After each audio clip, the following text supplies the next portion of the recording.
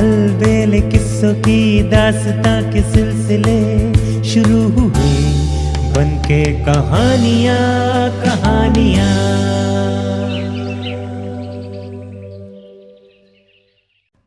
आइए सुनते हैं आज की कहानी सूनकेसी। किसी नगर में एक साहूकार रहता था। उसके 4 बेटे थे। 3 बड़े बेटे बड़ा काम करते थे, व्यापार में पिता का हाथ बटाते। छोटा बेटा कुछ काम नहीं करता। साहूकार छोटे बेटे से नाराज रहता। साहूकार की पत्नी छोटे बेटे को बहुत चाहती थी। जब साहूकार छोटे बेटे को बहुत तंग करने लगा तो मां ने उसे एक लाल दिया कि ये उससे कोई कामकाज आरंभ करे। वो उस लाल से एक चूहा खरीद लाया। उसने चूहे को अनाज के गोदाम में छोड़ दिया। चूहा बड़ा खुश हुआ, उसे खाने को मिल गया। चूहे ने उसे प्रसन्न होकर कहा, जब भी संकट पड़े मुझे बुला लेना। मां छोटे बेटे के इस काम से बहुत दुखी हुई। मां ने एक लाल और दिया कि बेटा कुछ कामकाज शुरू करेगा। दूसरी बार उसने एक बिल्ली खरीद ली।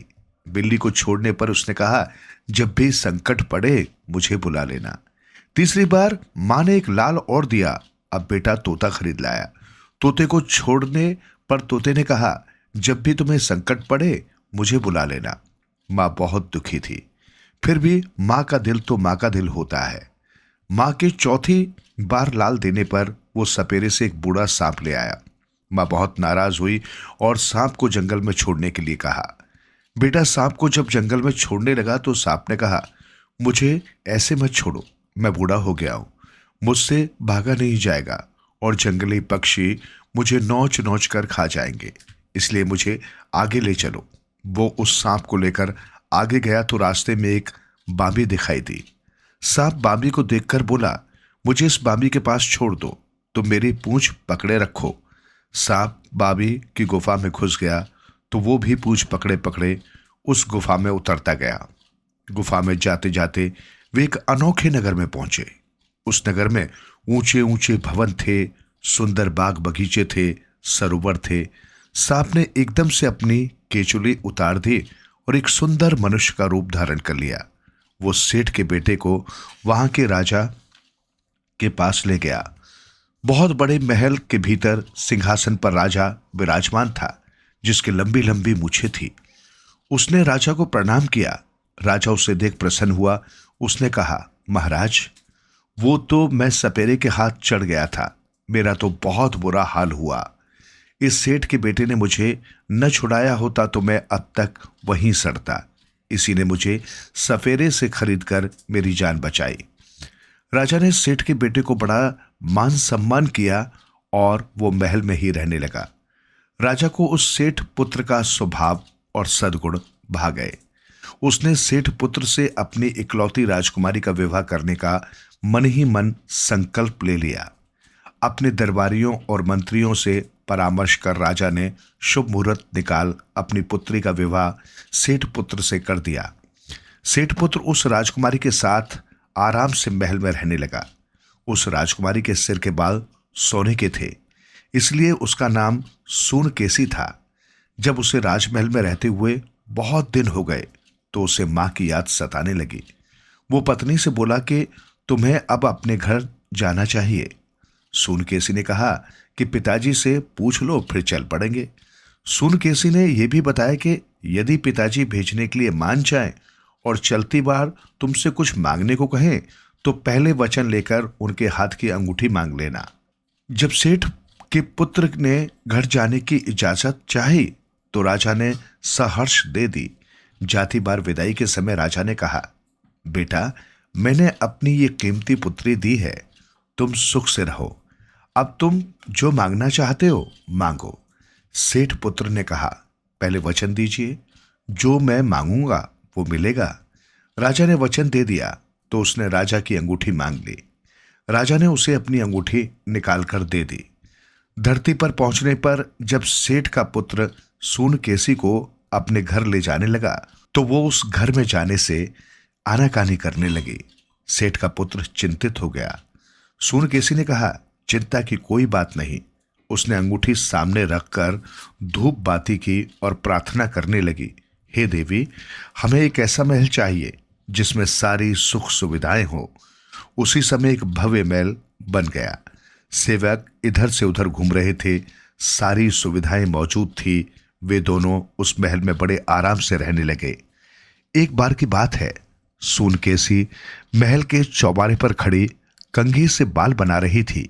कंघी करते हुए उसके 2-3 सोने के बाल झड़कर नदी में गिरे।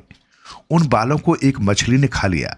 वो मछली दूर मछुआरों ने पकड़ी और राजा को दे दी। जब राजा के रसोइये मछलियां बनाने लगे तो उस मछली के पेट से सोने के बाल निकले।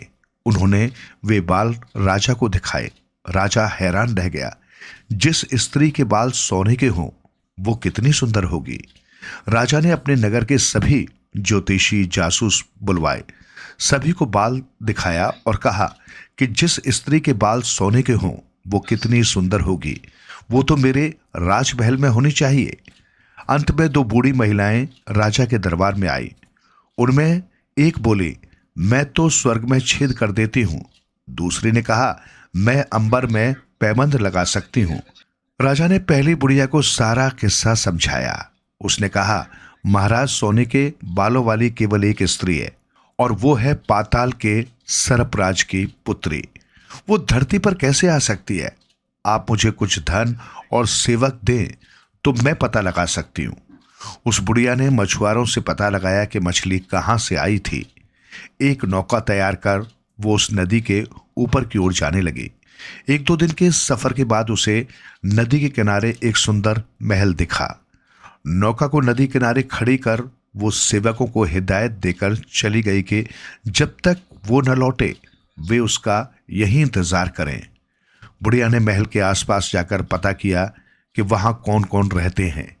आसपास के लोगों से उसे पता लग गया कि महल में बहुत सुंदर स्त्री रहती है। उसे विश्वास हो गया कि सूनकेसी ही होगी।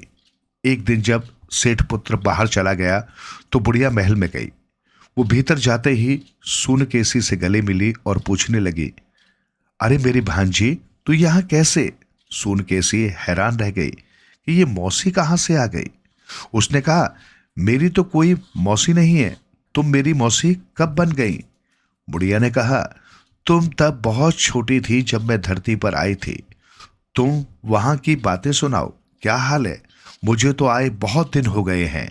सूनकेसी ने जब पाताल की बातें सुनी तो उसे विश्वास होने लगा कि हो न हो ये बुढ़िया मेरी मौसी ही है जो कभी पहले पाताल से आई हो।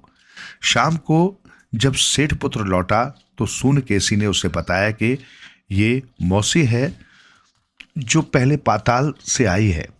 बुढ़िया वहां आराम से रहने लगी। बुढ़िया ने उनके साथ रहकर सभी रहस्य पता कर लिए। पाताल से आना, साथ में जादुई अंगूठी के चमत्कार, सोने के बाल, सब कुछ उसने जान लिया। इतना कि सेठ के पुत्र से चूहे, बिल्ली, तोते के वचन भी पता कर लिए। एक दिन जब सेठ का लड़का घर में नहीं था, बुढ़िया सूनकेसी को सैर कराने के बहाने बाहर ले गई। कुछ आगे जाने पर उसने अपनी चप्पलें घर में छूटने का बहाना किया और महल में लौट आई। बुढ़िया ने महल में आकर चप्पलें तो पहन ली लेकिन अंगूठी भी निकाल ली। अंगूठी छिपाकर वो सूनकेसी को नदी किनारे तक ले गई। वहां नौका खड़ी थी। बुढ़िया ने नौका विहार के बहाने सूनकेसी को नौका में बैठा दिया। नौकरों को चुपके से इशारा कर दिया कि नौका को जल्दी से नीचे ले चलो। जब नौका तेजी से नीचे जाने लगी तो सूनकेसी को शक हुआ। जब सूनकेसी ने बुढ़िया को झाड़ा तो वो उसे धमकाने लगी। अब सूनकेसी के पास चुपचाप बैठे रहने के सिवा और कोई चारा नहीं था। उसे विश्वास था कि उसके पति के पास अंगूठी है, वो अंगूठी के सहारे उसे वापस ले जाएगा। बुढ़िया ने सूनकेसी को ले जाकर राजा को सौंप दिया। राजा से उसे मनचाहा धन मिला, किंतु बुढ़िया ने अंगूठी का भेद राजा को भी नहीं दिया। राजा सूनकेसी पर मोहित तो था पर उससे डर भी रहा था। उसने हौसला कर सूनकेसी से कहा, तुम डरो मत, मैं तुम्हें यही रानी बनाकर रखूंगा, जो कहोगी मैं वही करूंगा। सूनकेसी ने कहा, राजन, ये बुढ़िया मुझे धोखे से यहां लाई है, तुम्हें मेरी एक बात माननी होगी। राजा ने कहा, मैं तुम्हारी हर शर्त मानने को तैयार हूं, तुम कहो तो सही। सूनकेसी ने कहा, तुम 6 महीने तक मुझे न छूना, उसके बाद मैं हर बात मानूंगी।